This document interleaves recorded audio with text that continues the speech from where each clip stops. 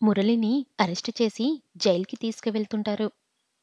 అర్జున్ మురళి దగ్గరికి వెళ్ళి, కన్న కూతుర్ని మోసం చేసే స్థాయికి దిగజారిపోయావు. చివరికి ఆ మోసంతోనే నీ కథకు ఒక పులి స్టాప్ పడింది. ఇక నుంచైనా ఈ మోసానికి, పగలకి దూరంగా ఉండి స్వప్నని బాగా చూసుకో. తనకి నీ అవసరం చాలా ఉంటుంది. Good bye Murali. కనీసం జైలుకి వెళ్ళి వచ్చిన తర్వాత నీలో మార్పు రావాలని కోరుకుంటున్నా. నేను జైలుకి వెళ్ళి మారినా మారకపోయినా నిన్ను మాత్రం వదిలిపెట్టాను అర్జున్. నా కంపెనీని నాకు కాకుండా చేశావు. నా కూతుర్ని నాకు కాకుండా చేశావు. నీ గెలుపు వల్ల నాకు బాధని రుచి చూపించావు కదా! నీ ఓటమి వల్ల కూడా నీకు రెట్టింపు బాధ కలిగేలా చేస్తా అని అంటాడు మురళి. పోలీసులు తనని జైలుకి తీసుకువెళ్ళిపోతారు. స్వప్న అర్జున్ దగ్గరికి వచ్చి అర్జున్ని హగ్ చేసుకొని గుడ్ బై అర్జున్ అని చెప్పి వెళ్ళిపోతుంది. తులసి, మోహన్, అర్జున్ అక్కడ్నుండి కార్‌లో ఇంటికి బయలుదేరతారు. అర్జున్ కార్ డ్రైవింగ్ చేస్తున్నాడు. అతని భుజాలకి పట్టుకొని పడుకుంది తులసి.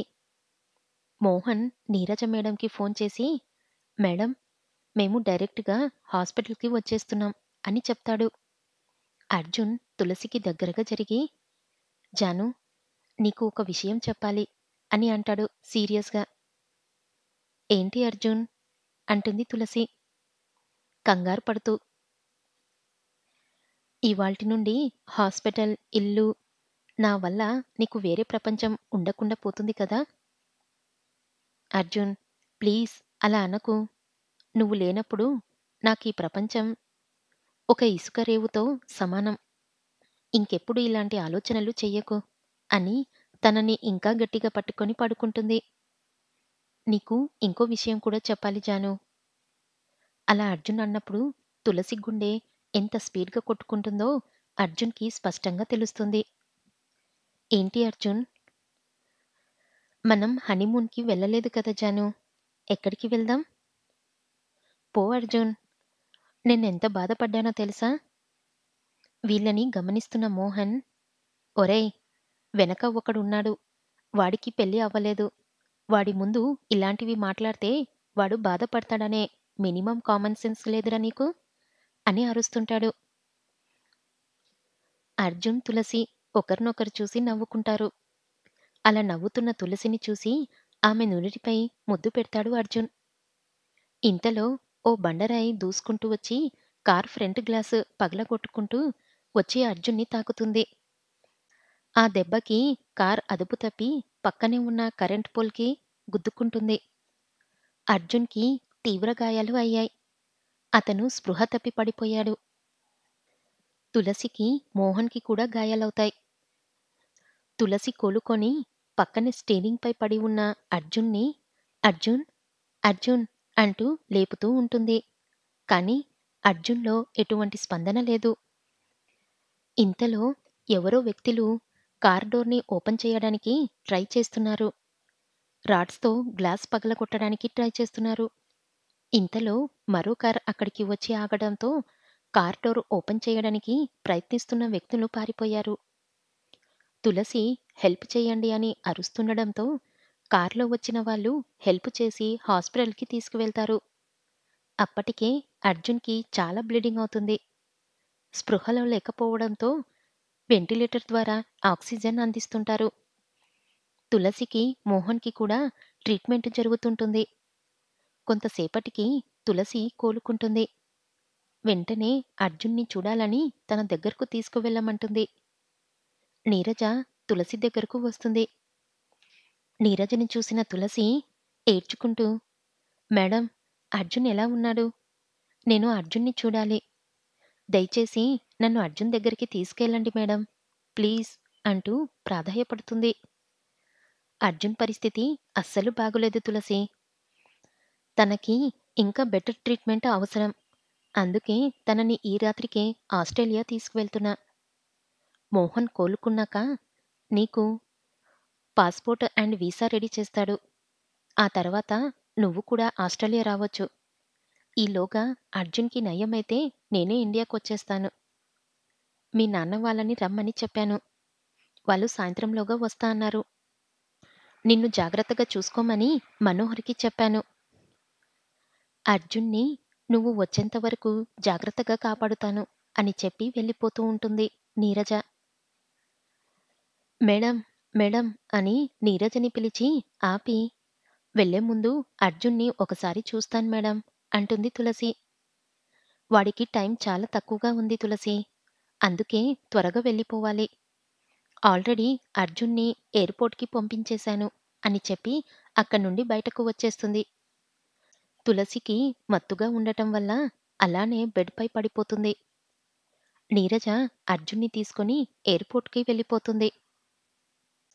నీరజ మేడం తులసితో మాట్లాడి వెళ్ళిపోయిన తర్వాత తులసి మత్తుగా ఉండటంతో బెడ్‌పై పడిపోతుంది.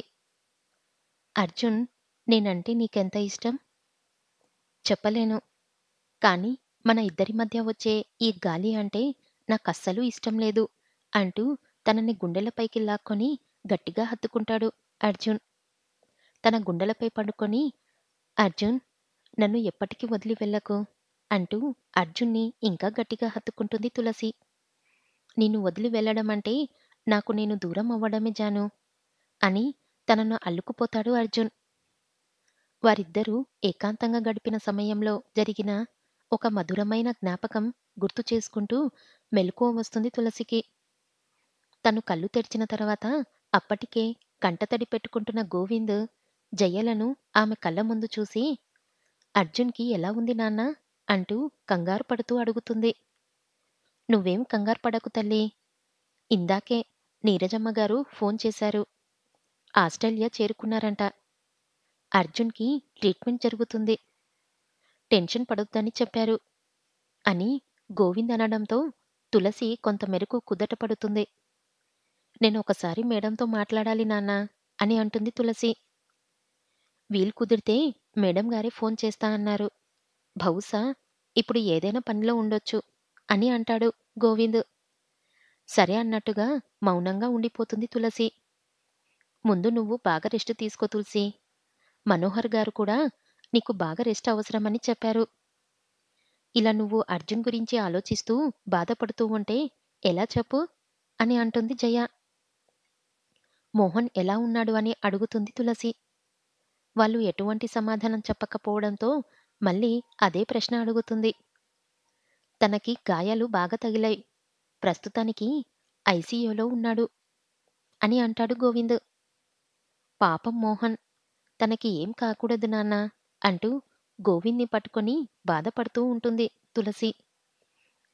ఇప్పుడేనా నువ్వు బాధపడకూడదు అని చెప్తే మళ్ళీ ఏడుపు మొదలుపెట్టావేంటి? అయినా ముందు మీరు ఇక్కడి నుండి వెళ్ళండి. మీరు ఏడవటం చూసి అది కూడా ఏడ్చేస్తుంది అంటూ గోవింద్‌ని బయటకు తీసుకువస్తుంది జయ. బయటకు వచ్చేసిన తర్వాత, ఏంటండి మీరు? ఇలాంటి టైంలో దానికి ధైర్యం చెప్పాల్సింది పోయి, మీరే ఇలా అయిపోతే ఎలా? అని అడుగుతుంది జయ. అది కళ్ళు తెరిచినప్పటి నుండి అర్జున్ అర్జున్ అని కలవరిస్తూనే ఉంది.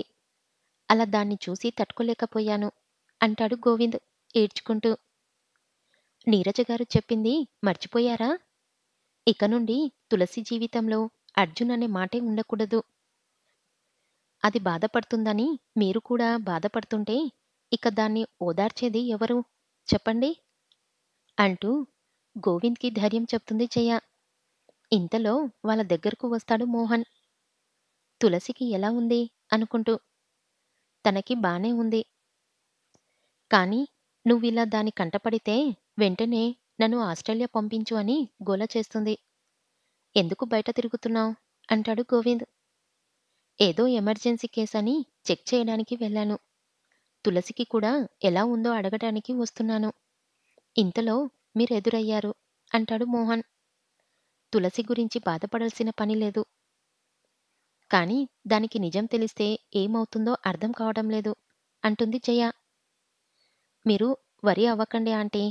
ఒకవేళ తనకి నిజం తెలిసినా తను ఇక్కడి నుండి అమెరికా వెళ్ళాలి కదా అంటాడు మోహన్. అమెరికానా అని షాక్ అవుతారు ఇద్దరు. అయ్యో, మేడం మీకు చెప్పొద్దన్నారు కానీ మర్చిపోయా. సర్లే, తులసికి చెప్పకండి. మేడం అర్జున్ని ఆస్ట్రేలియా తీసుకువెళ్ళలేదు. అమెరికా తీసుకువెళ్లారు అని చెప్పి ఎవరో పిలవడంతో, సరే తులసిని జాగ్రత్తగా చూసుకోండి. కుదిరితే తనని వైజాగ్ తీసుకువెళ్ళిపోండి అంటూ అక్కడి నుండి వెళ్ళిపోతాడు మోహన్. ఆ రోజు సాయంత్రం నీరజ తులసితో ఫోన్లో మాట్లాడుతుంది. అర్జున్ ఆరోగ్యం ప్రస్తుతానికి కొంత కుదుట పడుతుందని, తన గురించి ఆందోళన పడకు అని తులసికి ధైర్యం చెప్తుంది. వెంటిలేటర్ ద్వారా ఆక్సిజన్ అందిస్తున్నారు. అర్జున్‌తో ఫోన్లో మాట్లాడటం కుదరదని చెప్తుంది నీరజ. నీరజ ఫోన్ చేసిన తర్వాత తులసి మనసు కుదుట పడుతుంది. 3 నెలలు గడిచిన తర్వాత తులసికి ఎంత చెప్పినా వైజాగ్ రాను, హైదరాబాద్‌లోనే ఉంటాను అని అనడంతో గోవిందు, జయలు కూడా హైదరాబాద్‌లోనే ఉండిపోతారు. ఈ 3 నెలల్లో తులసి ఎన్ని విధాలుగా ప్రయత్నించినా అర్జున్‌తో గాని, నీరజ గారితో గాని మాట్లాడటం కుదరలేదు. మోహన్‌కి కాల్ ఫ్రాక్చర్ అవ్వడం చేత తను నడిచే పరిస్థితిలో లేడు. ఆ హాస్పిటల్‌లోనే ఉంటూ పేషెంట్స్‌కి మెడిసిన్స్ రాస్తూ ఉండేవాడు. మోహన్‌ని కలవడానికి తులసి చాలా సార్లు హాస్పిటల్‌కి వెళ్ళేది. ఒక్కోసారి మోహన్ తన వార్డ్‌లో కూర్చొని ఉండి పేషెంట్స్‌కి మందులు రాసి ఇస్తూ ఉండేవాడు. ఒక్కోసారి అసలు కలిసేవాడు కాదు. తులసి తనని కలిసిన ప్రతిసారి మోహన్ చెప్పే కామన్ డైలాగ్ ఒకటే. అర్జున్ వాళ్ళు ఆస్ట్రేలియాలో ఎక్కడ ఉంటున్నారో తనకి కూడా తెలియదు. వాళ్ళని కాంటాక్ట్ చేయడానికి నా దగ్గర వాళ్ళ నంబర్ కూడా లేదు. నీ వీసా రావడం కూడా కష్టం. ఎందుకంటే నువ్వు డిగ్రీ కూడా పూర్తి చెయ్యలేదు. ఫైనాన్షియల్ సపోర్ట్ కూడా లేదు కాబట్టి. తులసి కూడా మోహన్ చెప్పే మాటలకి విసిగిపోయినా ఎలాగైనా అర్జున్‌ని చేరుకోవాలని, అలా చేరుకోవడానికి మోహన్ ఒక్కడే మార్గమని తులసి తనని ప్రతిరోజు కలుస్తూ ఉంటుంది. అలా ఒకరోజు తులసి హాస్పిటల్‌కి వెళ్ళింది. మోహన్ సార్ రౌండ్స్‌కి వెళ్లారు మేడం. వెయిట్ చేయండి అని రిసెప్షనలిస్ట్ చెప్పడంతో తను ఎలా రౌండ్స్‌కి వెళ్ళాడు అనే డౌట్ వచ్చి తన కోసం వెతుకుతూ ఉంటుంది తులసి. అప్పుడే వచ్చిన ఎమర్జెన్సీ కేస్‌కి ఆపరేషన్ చేయడానికి ఉరుకులు పరుగుల మీద వెళ్తున్న మోహన్‌ని చూసి షాక్ అవుతుంది తులసి. తను ఇన్ని రోజులు కావాలనే ఇలా మోసం చేస్తున్నాడని అర్థమైంది తులసికి. ఆపరేషన్ చేసి బయటకు వస్తాడు మోహన్. తన రాక కోసం అక్కడే ఎదురు చూస్తున్న తులసిని చూసి షాక్ అవుతాడు. ఎందుకు ఇలా? అందరూ కలిసి నన్ను పిచ్చిదాన్ని చేసి అర్జున్‌ని నన్ను దూరం చేశారు. అర్జున్‌కి ఏం జరిగిందో చెప్పు మోహన్. కనీసం అసలు తాను ప్రాణంలో ఉన్నాడో లేడో చెప్పు. అర్జున్ లేడు అనే బాధ కంటే తను బ్రతికి ఉండి నాకు దూరంగా ఉన్నాడనే బాధని తట్టుకోలేకపోతున్నా అని మోహన్‌ని అడుగుతుంది తులసి. అర్జున్ ఎలా ఉన్నాడో, నిన్నెందుకు అర్జున్‌కి దూరంగా ఉంచుతున్నామో నాకంటే మీ అమ్మనాన్నలకే బాగా తెలుసు. వెళ్ళి వాళ్ళనే అడుగు అంటాడు మోహన్. మోహన్ మాటలు విన్న తులసి నేరుగా గోవింద్ దగ్గరకు వెళ్ళి, అర్జున్‌కి ఏం జరిగింది నాన్నా అని అడుగుతుంది. తులసి ఇన్ని రోజులైనా అర్జున్ గురించి అలా తపన పడుతుంటే గోవింద్‌కి కోపం వచ్చి, వాళ్ళు నువ్వు వద్దనుకొని నిన్ను వదిలేసిపోయారు. ఇంక నువ్వు వాళ్ళ గురించి ఎందుకు ఆలోచిస్తున్నావో నాకైతే అర్థం కావటం లేదు అని అంటాడు. నీకు ముందే తెలుసు నాన్నా. వాళ్ళు నన్ను వదిలేసి వెళ్తున్న విషయం నీకు ముందే తెలుసు. మరి ఎందుకు నాకు ముందే చెప్పలేదు? ఎందుకు వాళ్ళని ఆపలేదు? ఎందుకు నన్ను మోసం చేశావు? ఎందుకు అర్జున్‌ని దూరం చేశావు? అంటూ బాధపడుతూ ఉంటుంది తులసి. తను అలా బాధపడటం చూసి తట్టుకోలేక, నేను నిన్ను అర్జున్‌ని దూరం చెయ్యలేదు తల్లీ. అర్జునే నీ నుండి దూరంగా వెళ్ళాలి అని నిర్ణయించుకున్నాడు అని అంటాడు గోవింద్.